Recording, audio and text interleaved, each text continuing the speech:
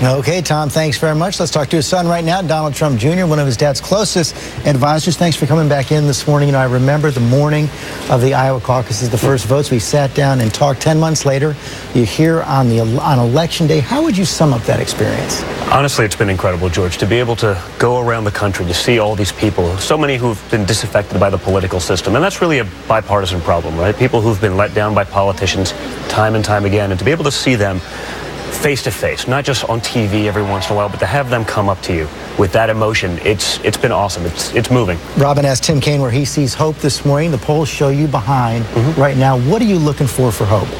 So I want everyone to turn out. People who've been let down by the system, I want them to turn out. I want them to vote. I want them to bring their friends, and we'll see what happens. I mean, I have seen that from so many people that come up to us and they're screaming, "We love you, keep doing what you're doing." And I've had just as many people come up to me and say, "We love you, keep doing what you're doing." You know, they've been put in a box, oftentimes by the media, by a false narrative that's created out there.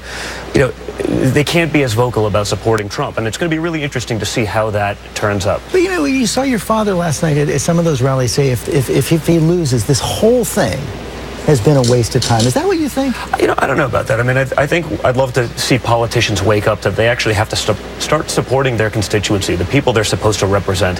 What I've seen in this process, it's been government of the elite, by the elite, and for the elite. We've seen it, whether it be all of the corruption that's out there, all of the nonsense that we've been reading about over the... You know, I don't think that's what the American people want. The American people want to be represented.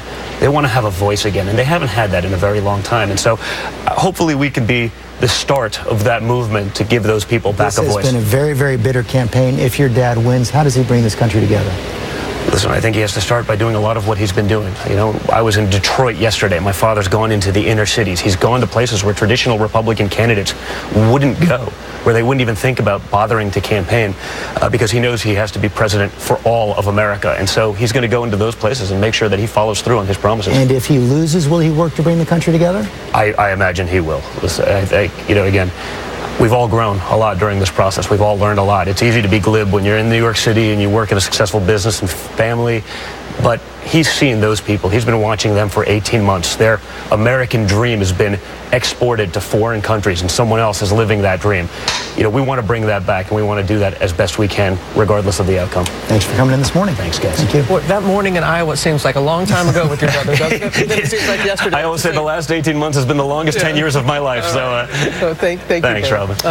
As voting gets underway, our latest tracking poll shows Hillary Clinton holding steady with a 4-point lead over Donald Trump. ABC's Jonathan Call joins us now with a closer look at where it stands right now. Millions heading out to the polls today. 45 million have already cast their vote. Where do things stand right now, John? The early vote has been huge. And Robin, we don't know how any of these people have voted, but we actually know quite a bit about who has voted. Take the biggest swing state of them all, the state of Florida. If you look at this, you've had Democrats with a slight edge over Republicans, a little bit over a percent.